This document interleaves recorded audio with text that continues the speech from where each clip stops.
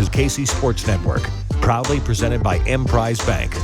All right, welcome into another Wildcat 3-Mall bonus pod edition. I am your host, Cole Manbeck, joined as always by former K-State men's basketball player and partner at Wildcat NIL, Pierson McAtee, as we're here to assess the first couple weeks of Big 12 play. Pierson and I did our kickoff show actually just before the UCF game. Kansas State dominated 77-52, and it's been quite a fun ride to start Big 12 play as Kansas State sits at 14-4 overall and 4-1 in league play. And Pierson, as we look back over the last couple of weeks to start Big 12 play, just to kick things off, what has impressed you most about what this team has accomplished in the first couple of weeks of league action?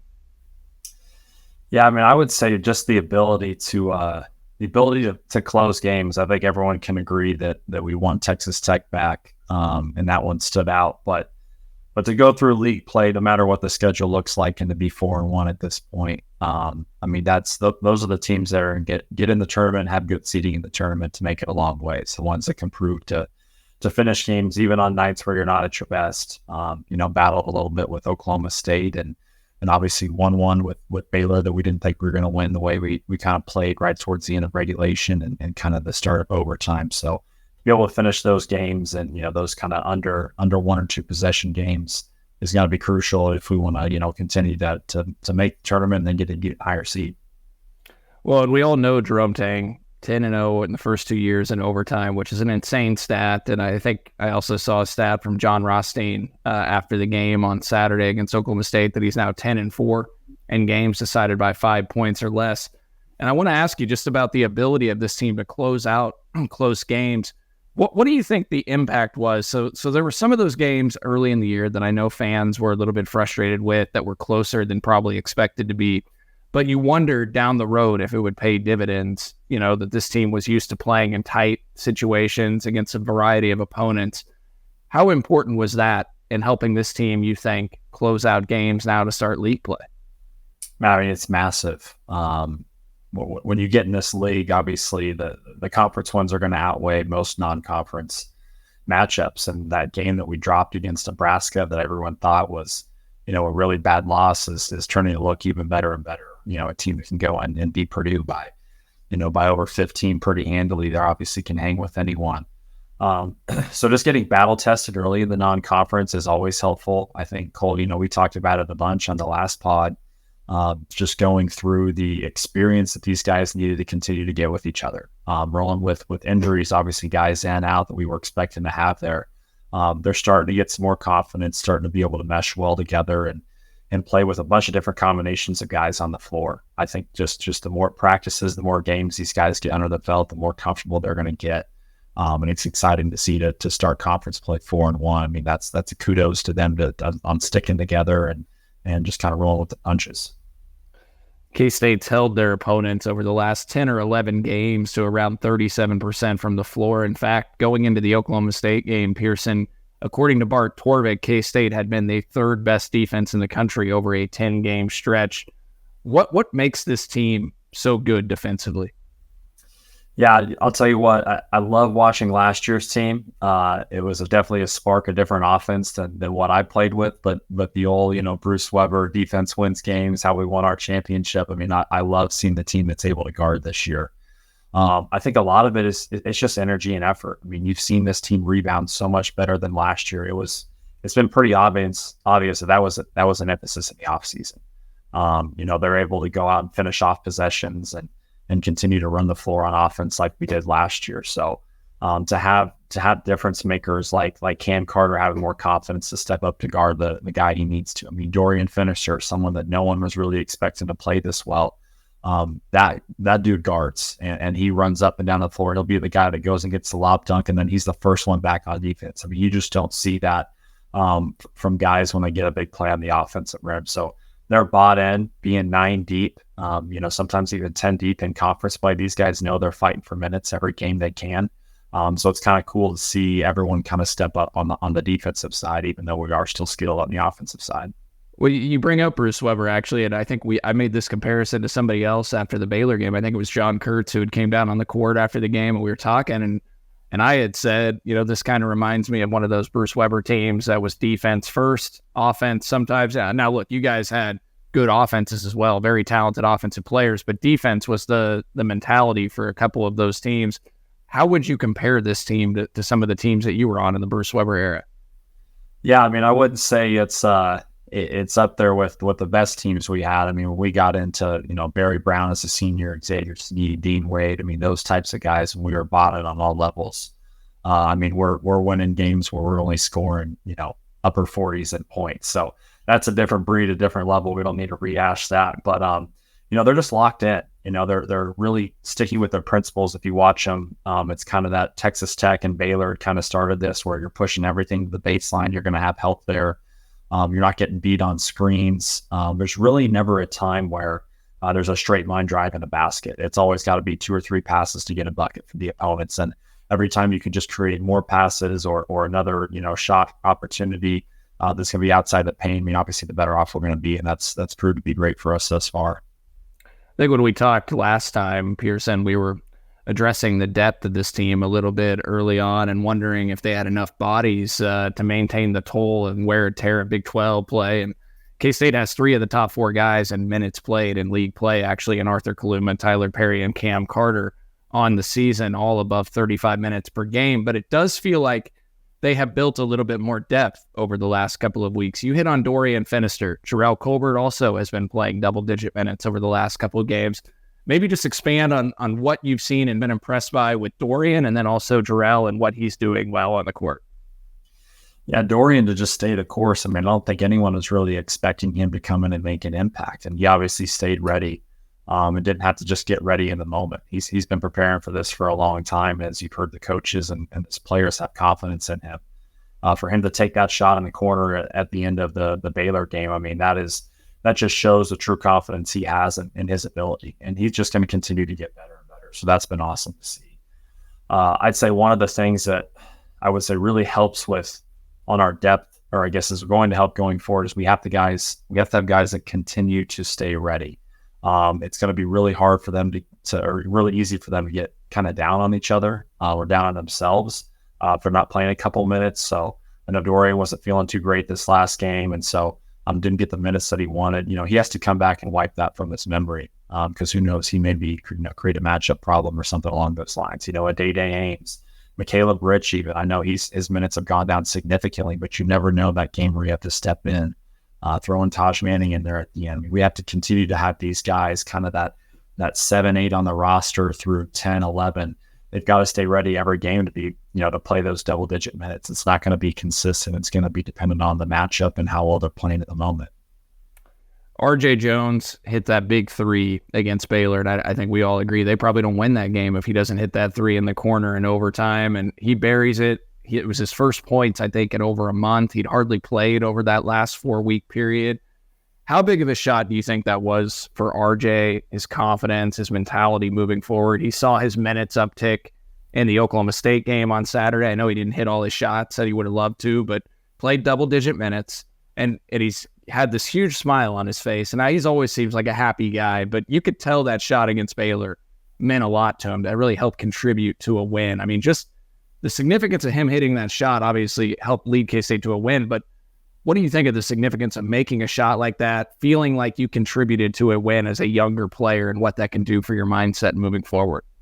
It's going to be huge for his level of confidence. I mean, shooters are as good as how they believe in themselves. And for him to hit that shot in that moment, it just proved and reiterated to himself that I can do this. I'm here for this reason. I'm here for this moment.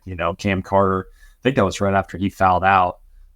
In overtime there, I mean, you're missing a veteran guy, a double-digit scorer that's going out in overtime. You would think that, you'd come in and feel all this pressure. Well, he obviously shrugged that off and knocked it down like it was nothing. So for a guy like that, and a guy like, the game Dorian had earlier in Big 12 play, to get those kind of, okay, I can do this. I can see the ball go through. I can see my minutes in a game where I play well and I'm really locked in. Just to have that proof of concept as a young player it is massive for their confidence for the rest of the season. Well, I'll ask you one more question before we toss to break real quick, and this is a big question. I mean, Arthur Kaluma on Saturday against Oklahoma State, 23 points, 7 of 12 shooting, 3 of 5 from 3, 7 rebounds, 4 assists, 3 steals, 2 blocks. He filled the stat sheet. He's been playing terrific basketball for quite some time now. And in fact, over his last 10 games, Pierson, he's 22 of 44 from 3.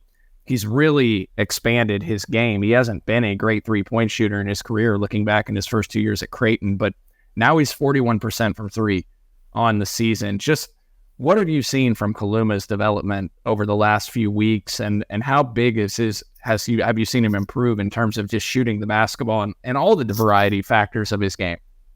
Yeah, I mean, he is easily our most skilled player on this team. It may look a little bit different because he's not as explosive. You know, he's got more of a methodical kind of shot fake, really calculated in what he's doing. For him to be able to have these games back to back, it's truly shown that he listened to Coach saying earlier this year, buying into the program, finding your spots. I know we talked about that the last time I was on here for Cam Carter, Arthur Kaluma, and even Tylor Perry. I mean, those guys, they obviously leave minutes for a reason. We have to have them perform well every single game to have a chance in this league.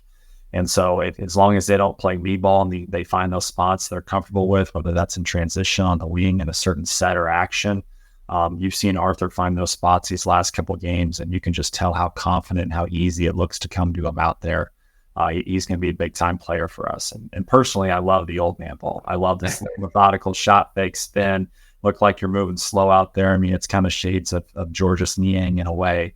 I know those body types are a little bit different, but I kind of love seeing that old man ball every now and again. Well, I mean, on that note, Pierson, with how he is shooting the ball from 3, I mean, that shot fake maybe wasn't quite as effective early in the year because teams wanted to dare him to shoot the 3 just because he'd been 26% as a freshman and 31% as a sophomore at Creighton from beyond the arc. But now that he is consistently just drilling 3 after 3 over the last 4 or 5 weeks, just how much more effective does that make that shot fake and his ability then to use his size and athleticism to get to the rim? Yeah, I mean, it's everything. You've seen when he gets going downhill, I mean, you're not going to stop him, or he's going to be able to pivot, shift his weight, whatever it is, spin out of it. He uses his body so well.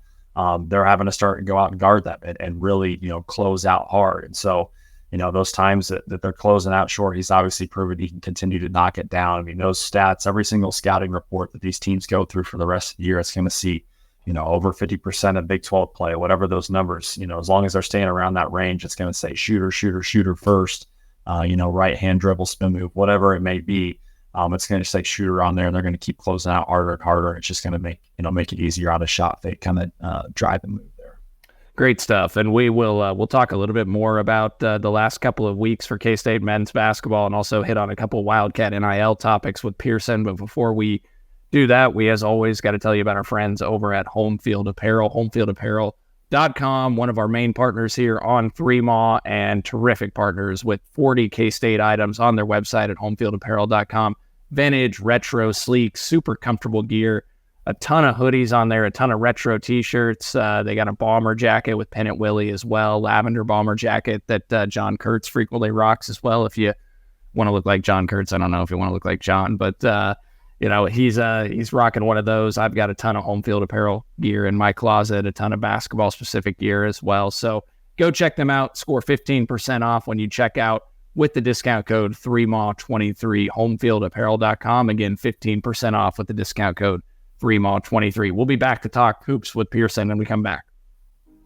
We appreciate you supporting KC Sports Network by listening to our podcast. You have helped us become the highest-ranked Chiefs podcast network in 2022 and 2023. And don't forget about our daily Substack newsletter, the best written analysis you can find on the Chiefs straight to your inbox every day. kcsn.substack.com. Substack.com. Pierson, I want to ask you about Tylor Perry. And I know we talked about TP a couple weeks ago ahead of the UCF game and Big 12 play. And obviously, he has not shot the ball up to his standards that he is used to doing, but he is still doing other things to help contribute to Kansas State winning. And obviously, the UCF game, he did shoot the ball really well in that one. Been a little up and down since then from a shooting perspective, but still making big plays, constantly has the ball in his hands. And I saw a video of, I can't remember, it's a video series, like kind of documentary that he is doing this year. And he was talking about in that video just last week about how big of a transition it has been for him in this system. It's making him a better player. He attested to that, but it has been a transformation for him to play lead point guard in this offense at Kansas State. Just what have you seen from him? And I think the shooting will come, but what do you make of what he's done on the floor to date? Yeah, his development's come a long way. For most people, they may look at his shooting numbers and just say, I don't know if it's really there yet or not. He's doing so many other things. It's not really his forte to beat a guy off a dribble one-on-one. But he's continuing to get better and better in these ball screen actions. The double screen, he's running around the baseline to come off and get a shot. I mean, he's going to continue to find those spots where he's going to score the ball. And, talking about guys like Kaluma and Carter and RJ Jones, as they're starting to hit more and more shots, I mean, they're going to, it's going to lead to him having those opportunities as well, because they're going to be helping over. So I'm excited to see how he's going to continue to shoot. He's going to have to lead a decent amount of games of us in the scoring column down the stretch here. I firmly believe that this league is a copycat league, and they're really going to own it on Kaluma moving forward after getting kind of Big 12 Newcomer of the Week awards. So I'm excited to see him to continue to develop really as a leader. I think the last couple of games I've been able to watch how he interacts kind of on the sideline and during timeouts. And I think just continuing to really get confidence to those guys that are playing well, those kind of, 7 through 11 guys that we've been talking about. I saw, Taj Manning's in the game. He was in the wrong spot. Him talking to him in a manner that's going to give Taj confidence to go back out on the court and do it the right way is really going to make a difference for this team here for the rest of Big 12 playing, especially with the gauntlet of the schedule they have coming up. And we know he was beat up and under the weather against Oklahoma State, obviously, and still played 30 minutes, which huge credit to him, because my wife can tell you, Pierson, that I'm a baby when I'm sick. So, they call it what, the man cold. I'm sure some of our female listeners can attest to their husbands or someone like me that get a cold and act like I'm dying. But anyways, so credit to him for playing 30 minutes. Like, he leads the Big 12 in minutes played at over 36 per game. And that's throughout the course of the season, not just Big 12 play only. How tiresome, or I guess how exhausting is it when you are the point guard, and from a mental and physical perspective, and you always have the ball in your hands facing that pressure? Yeah, luckily I wouldn't have to know that guard myself, but I mean, I've seen it throughout all the years. I mean, Kamau Stokes was always one of the most in shape guys that we had, just, always handling the ball, always, whether it's picking up full court and then pressure on the way back to kind of slow their offense. I mean, they called the head of a snake for a reason. And so for Tylor moving forward, obviously we know he was low on the weather this last game, but just continuing to keep that conditioning, playing twice a week, staying healthy. I mean, that's going to be super key. And as you alluded to, this is a different role than he's had in the past. We talked about this the last time I was on here, but him not having Quez Glover is a massive change than what they thought was going to be heading into this season. We really thought we were going to be able to dominate kind of by committee. And he's having to take on that role. So I truly believe that's a big reason why his shooting numbers aren't where he's expecting it to be right now. But I've got no doubt as we continue to get guys more confidence and as we continue to lock down defensively and really push the envelope in transition, he won't have to dominate the ball like he kind of has been in non-conference so far. Yeah, and I have the hope that with what Kaluma's doing offensively, like you mentioned, he's going to be the head of scouting reports a lot moving forward, that maybe there's going to be some kick out opportunities, guys sliding down to double or, help D on him and leaving some open kick out opportunities to TP where he can get a good look from beyond the arc. I do have to ask you just real quick about Cam Carter against Oklahoma State, Pierson, because I think Cam didn't feel like he played his best game. Now, he had 4 turnovers. It maybe felt like a little bit more, but he still went 5 of 9 from the floor. He went 3 of 7 from 3, and he made huge plays down the stretch on the inbounds pass to hit what was the go-ahead game-winning basket, and then buries the 2 free throws with 9 seconds left to ice the game. Just what does that say about his growth and development, that he didn't let himself get frustrated during the course of that game, which you could tell he was a little frustrated with the way he was playing, but he made plays at the end still and put that aside. For sure. I mean, that just shows that he's the heart of the team. He's matured significantly, and that's not a knock on the player or, the type of person he was last season. But you can tell no matter what's going on, you got to stay even keel as a leader on the court. And Cam may not be the most vocal guy out there, but you can tell he embodies what our culture is and kind of what Coach Tang and our staff wants in a player. And so to be able to see him finish games off like that, I mean, he's worked his tail off to get to this point and in the offseason. I just kept hearing over and over in the offseason, this is Cam Carter's year. He's going to step up. He's going to continue to do great things, and he has played well so far. But I only envision even better games for Cam going ahead. So for him to be able to battle through and like you said, really finish that Oklahoma State game off for us, it just goes to show how much work he's put in, and he deserved to have that moment. How do you assess the new Big 12 through the first couple of weeks, Pierson? I mean, we saw what K-State did to UCF. We saw them go on the road and win at West Virginia, which looks like a much better win than probably a lot of people thought at one point, with them beating Texas and KU at home. I think the fascinating thing to me, Curry, is K-State started the league play 2-0, and everybody's like, well, it was a fortunate break to play the schedule they did to start league play. But those two teams that you knocked off the defending Big 12 champs in Kansas. So what does that state about the league? Yeah, I mean, it's honestly, it's a bloodbath out there. It's always been the most difficult league. That's for a reason. It only got better bringing in teams like Houston, BYU. I mean, Cincinnati is no joke either. And obviously UCF, a lot of people who were saying, oh yeah, you beat UCF first game. Well, I think a lot of KU fans on Twitter, what goes around comes around. So saying things like that, I mean, it just shows you any given night, anyone can beat anyone. And we almost unfortunately found out the bad way there against Oklahoma State, not playing very well, not coming out with a ton of energy throughout that game. But if we can just continue to remain focused and really finish out those 1 and 2 possession games, I mean, that is where teams either make or elevate themselves in the NCAA tournament rankings is those games under 1 or 2 possessions. I mean, I can remember Coach Weber harping, from sophomore year, or missing the tournament freshman year, and then barely getting in sophomore year, and then junior year, obviously making the Elite Eight run, and senior year winning the Big 12 championship. I mean, looking at those years and the records we had with 1 or 2 possession games, I mean, it was drastic. It was like 3-12, and then 5-9, and then it was that it started to flip the other way. It's a true indicator of how successful your team's going to be if you can win kind of those 50-50 games. So we look ahead to this week. K-State goes to Iowa State on Wednesday night, 8 p.m. tip at Hilton Coliseum. Then they play at Houston, obviously number 1 team in KenPom in the country, I believe. So a really difficult 2-game stretch. Not that any week is going to be easy, as we just talked about, but just looking at Iowa State specifically, you've been at Hilton Coliseum a lot in your career. Just how difficult of a venue is that to play in and win? Well, it's always tough. It doesn't even matter how good Iowa State is that year, how cold it is outside. I mean, if there's one thing I always compliment Iowa State fans is they come out in masses. You can see it during the Big 12 tournament every year. They always have the most fans there, even when their team's already been eliminated. It's just crazy to me with KU and K-State so close by that they still outnumber us. So there's a lot of love, a lot of passion up there. Obviously, there's a rivalry with Farmageddon side of things. So, I'm excited to see this kind of first road test to see if we can get over the hump. I think we played well enough. We played focused enough against Texas Tech to win the game, but obviously didn't finish it off. So if we can come out locked in, I'll be excited to see, that test. And then obviously, I mean, going at Houston, that's no joke either. I mean, Final Four after Final Four for them.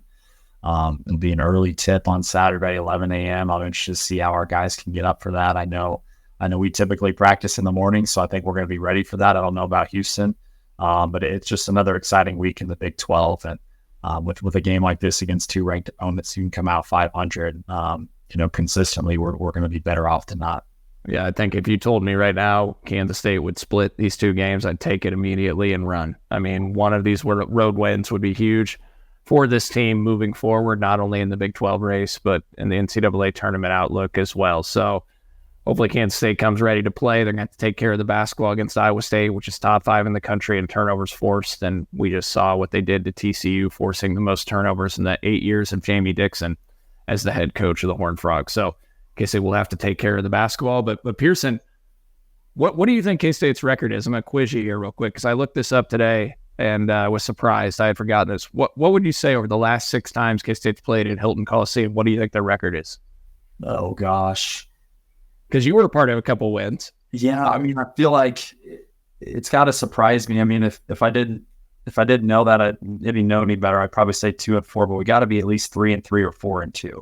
Yeah, it's 4-2. Wow, it's 4-2, and that's dating back to 2017.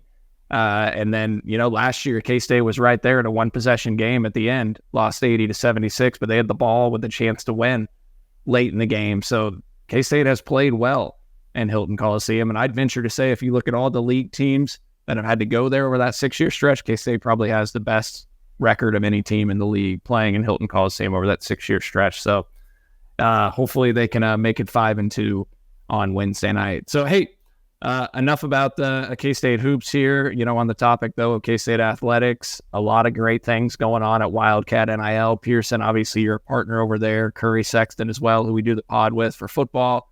Maybe just give us the latest and maybe some exciting news that might be coming in the near future.